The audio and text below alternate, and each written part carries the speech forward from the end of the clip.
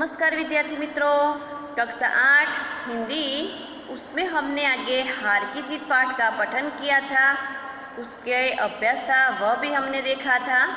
तो आज हम स्वाध्याय के प्रश्न देखने वाले हैं। तो देखते हम हार की जीत पाठ का स्वाध्याय। तो स्वाध्याय में हमारा पहला प्रश्न है खाली जग्याओं से बराबर। तो पहली खाली जग्या જોઈએ છે આપણે ત્યાં खड़गसिंह उस इलाके का कुख्यात खाली जग्या डाकू था। तो शू जवाब आवशे एनी अंदर कुख्यात। ऑप्शन आपेला छे बे बराबर। तो एनी अंदरथी जे साचो जवाब होय ए तमारे खाली जग्यामां लखवानो छे। बीजी खाली जग्या જોઈએ अपनी वस्तु की प्रशंसा दूसरों के मुख से सुनने के लिए उनका हृदय खाली जग्या हो गया था। तो शू जवाब आवशे एनी अंदर अधीर हो गया था। 3 नंबर की खाली जगह જોઈએ कि बाबा जी आज्ञा कीजिए, मैं आपका खाली जगह हूँ, केवल यह घोड़ा न दूंगा। शू कहे छे कि तमे मने आज्ञा करो, हूँ तमारो दास छूँ, परंतु आ घोड़ो तमने आपीश नहीं। बराबर। हवे एना पछीनो प्रश्न छे किसने किससे कहा, कोण कोने कहे छे। तो एनी अंदर पहलू वाक्य लईए, दुर्गादत्त वैद्य का नाम सुना होगा, उनका सौतेला भाई हूँ। अपाहिज ने बाबा भारती से कहा। शू कहे छे अहींया कि दुर्गादत्त वैद्यનું नाम तमे सांभळ्युं हशे, एनो सौतेलो भाई छूं। आ वाक्य कोण बोले छे? जे अपाहिज व्यक्ति छे, अपाहिज ने बाबा भारती से। एना पछीनुं वाक्य लईए, लोगों को अगर इस घटना का पता लग गया तो वे किसी गरीब का विश्वास न करेंगे। आ वाक्य कोण बोले छे? बाबा भारती ने खड़गसिंह से। बराबर। જ્યારે ઘોડો લઈને જાય છે ભગાડીને ત્યારે જતાં જતાં બાબા ભારતી એને શું કહે છે કે જે કંઈ ઘટના બની છે આપણા વચ્ચે એ બીજાને તો કહેતો નહીં તો લોકો ગરીબો પર વિશ્વાસ કરવાનું છોડી દેશે। હવે પ્રશ્ન નંબર 3 જોઈએ, 1-2 વાક્ય में प्रश्नों के उत्तर दीजिए। तो આની અંદર એક વાક્યમાં उत्तर આપવાના છે। પહેલો પ્રશ્ન છે खड़गसिंह बाबा भारती के पास क्यों आया? शा माटे आवे तो बाबा भारती पासे? तो आपणे जोईए अहींया खड़गसिंह बाबा भारती के घोड़े को देखने की इच्छा से उनके पास आया। शू इच्छा थी? अने घोड़ाने जोवानी इच्छा थी, कारण के विस्ताરના जे लोको हता ए घोड़ाना खूब वखाण करी रह्या हता। એટલે खड़गसिंहने શું થયું કે મારે પણ આ ઘોડો જોવો છે અને ઘોડાને જોવાની ઈચ્છા એને અહીંયા સુધી ખેંચી લાવે છે। હવે પ્રશ્ન નંબર 2 જોઈએ, बाबा भारती किस बात से डर गए थे? कई बात थी डरी गया था विद्यार्थी मित्रों? अपने पाठ में जोयुं हतुं ने कि जता जता खड़गसिंह शुं कहे छे बाबा भारती ने कि आ घोड़ो हूँ तमारी पासे रहवा दईश नहीं। अने पछी ए बाबा भारती घोड़ा एनाथी गभरावा लाग्या। खड़गसिंह ने बाबा भारती से कहा था कि वह सुल्तान को उनके पास नहीं रहने देगा। खड़गसिंह की इसी धमकी से बाबा भारती डर गए थे। 3 सुल्तान पर सवार खड़गसिंह ने बाबा भारती से क्या कहा? शू कहे छे विद्यार्थी मित्रों? तो सुल्तान पर सवार खड़गसिंह ने बाबा भारती से कहा कि यह घोड़ा मैं आपको न दूंगा। प्रश्न नंबर 4 प्रश्नों के उत्तर लिखिए। तो आनी अंदर मोटा प्रश्नों छे, एना जवाबो तमारे विस्तारथी लखवाना रहेशे। पहलो प्रश्न जोईए, बाबा भारती अपना समय कैसे बिताते थे? तो આપણે જોયું તું પાઠની અંદર શું કરતા? એ ભગવાનના ભજન કરતા અને જે સમય વીતતો એ ઘોડાની પાછળ અર્પણ કરતા। જવાબ જોઈએ છીએ આપણે હવે कि बाबा भारती गांव के बाहर एक छोटे से मंदिर में रहते थे और भगवान का भजन करते थे। उन्होंने घोड़ा पाल रखा था जिसे वे सुल्तान कहकर पुकारते थे। भगवान के भजन से जो समय बचता उसे वे घोड़े की सेवा में लगाते थे। वे अपने हाथ से उसका खर हरा करते और उसे दाना खिलाते थे। संध्या समय वे सुल्तान पर सवार होकर 8-10 मील का चक्कर काटते।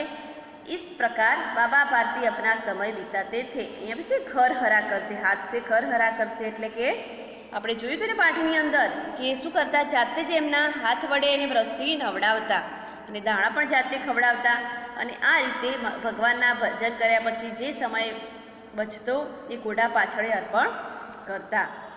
એના પછીનો પ્રશ્ન લઈએ આપણે અહીંયા, बाबा भारती को किसका डर लगने लगा और क्यों? આપણે જોયું હતું વિદ્યાર્થી મિત્રો, કોનો ડર લાગવા લાગ્યો એમને?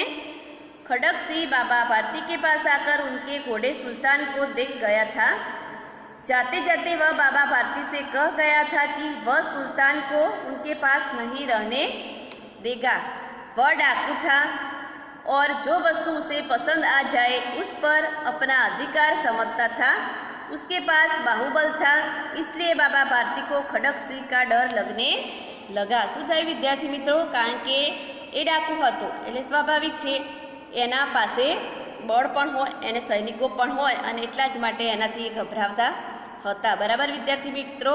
હવે એના પછીનો પ્રશ્ન આપણે અહીંયા જોઈએ છીએ કે 3 નંબર પ્રશ્ન 3, खड़क सिंह ने सुल्तान को कैसे प्राप्त किया? तो केवी रीते प्राप्त करे छे જોઈએ જવાબની અંદર આપણે। एक दिन संध्या समय बाबा भारती सुल्तान पर सवार होकर घूमने निकले। रास्ते में उन्होंने एक अपाहिज की करुणा भरी आवाज़ सुनी। उसने बाबा से घोड़े पर रामावाला गांव पहुंचाने की प्रार्थना की।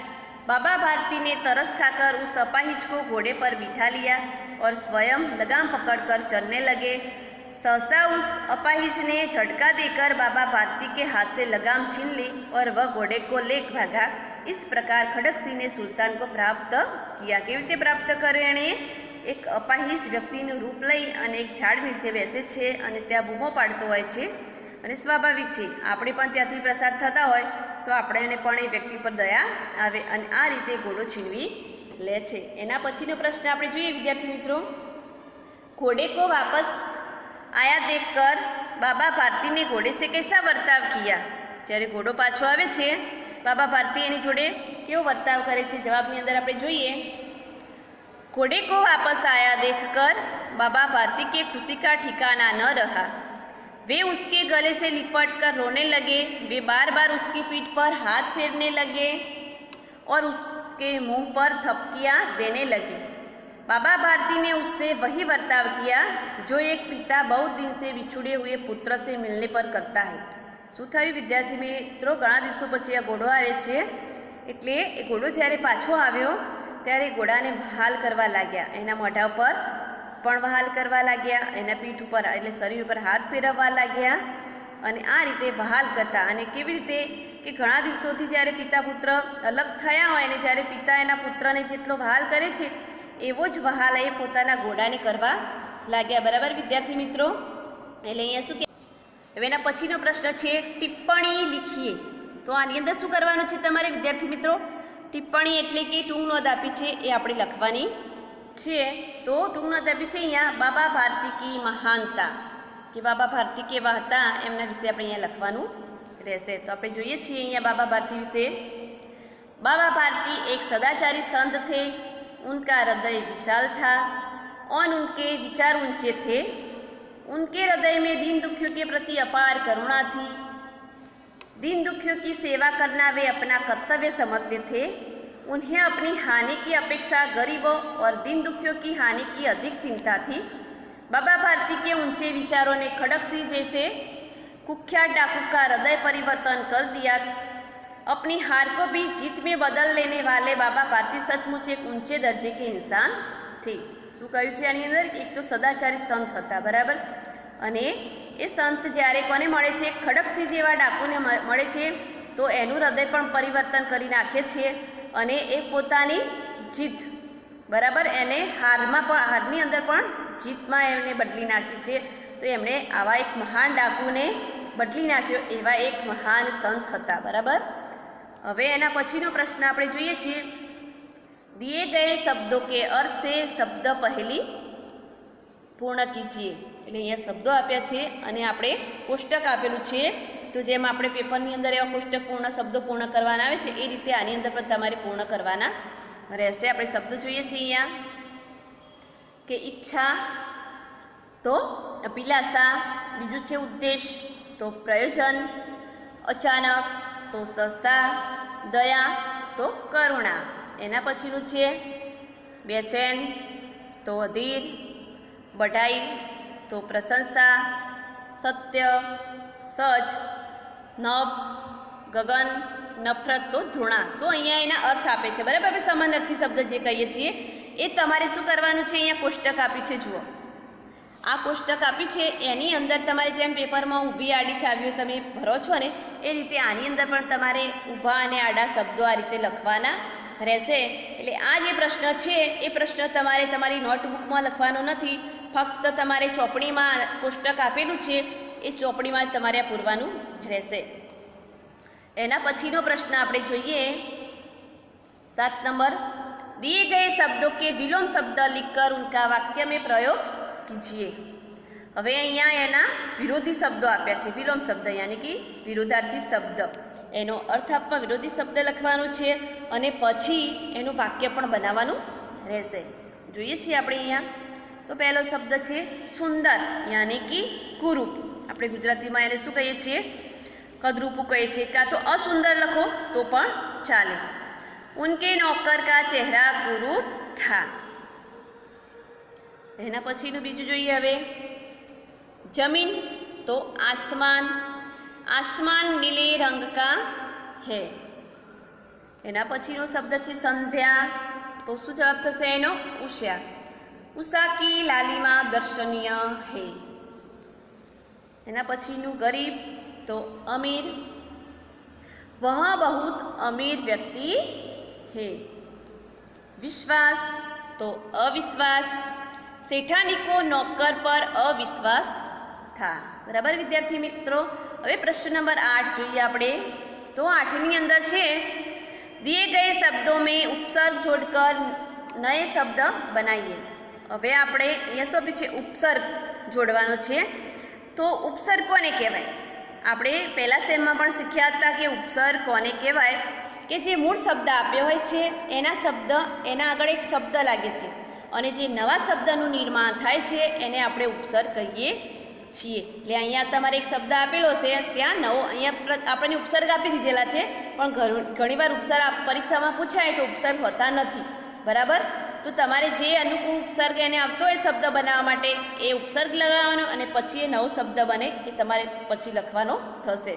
જોઈએ છીએ આપણે અહીંયા આપણને પ્રતિ અને નિર બંને ઉપસર્ગ આપેલા છે.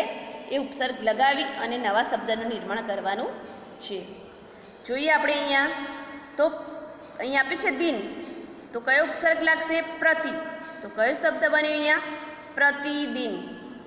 બીજાની અંદર છે આધાર શબ્દ આપેલો છે, તો ત્યાં નિર શબ્દ લાગશે, તો એનો શબ્દ બનશે નિરાધાર. 3 નંબરમાં મૂલ શબ્દ આપેલો છે, તો નિર શબ્દ લાગશે, તો શું થશે એનું? નિર્મૂલ.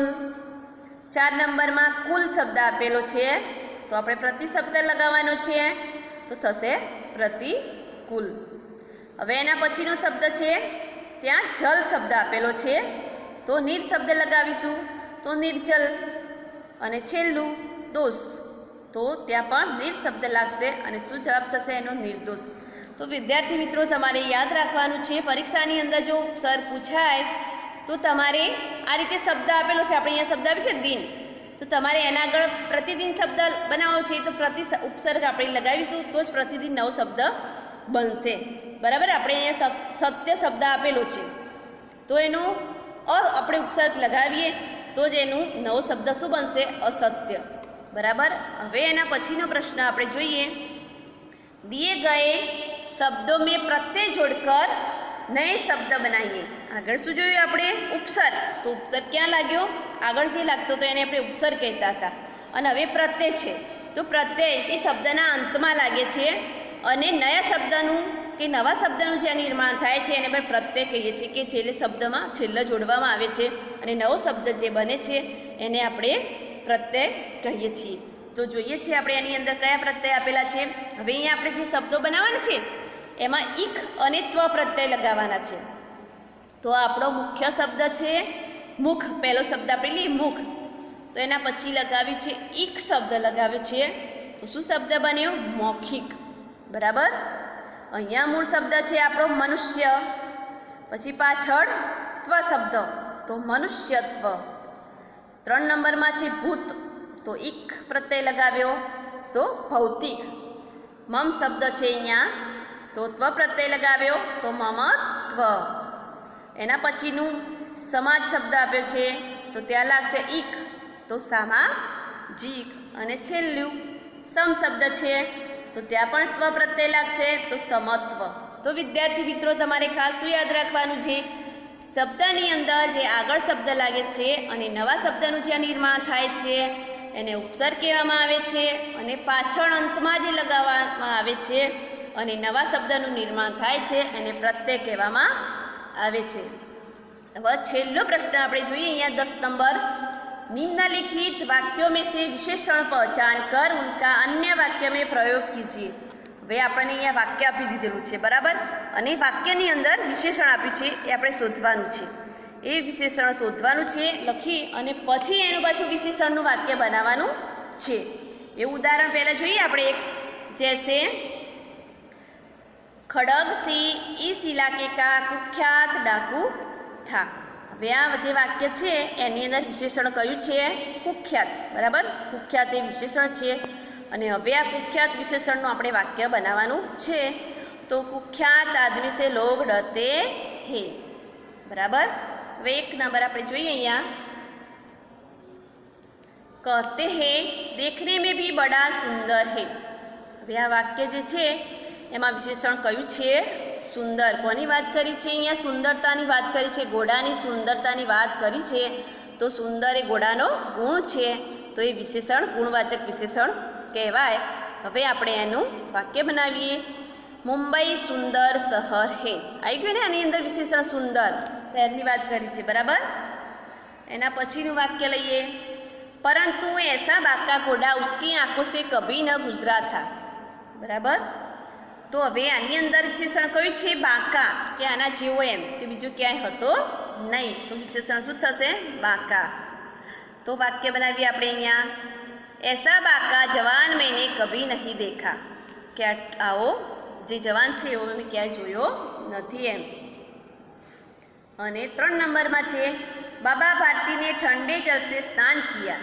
હવે આ વાક્યની અંદર વિશેષણ કયું છે, ઠંડે, કારણ કે પાણીના ગુણની વાત કરી છે. પાણી કેવું છે, તો ઠંડુ એમ. તો વિશેષણ ઠંડે. हमने गंगा नदी के ठंडे जल से स्नान किया. 4 નંબરનું વાક્ય લઈએ આપણે અહીંયા, अपने प्यारे घोड़े से लिपट कर रोने लगे.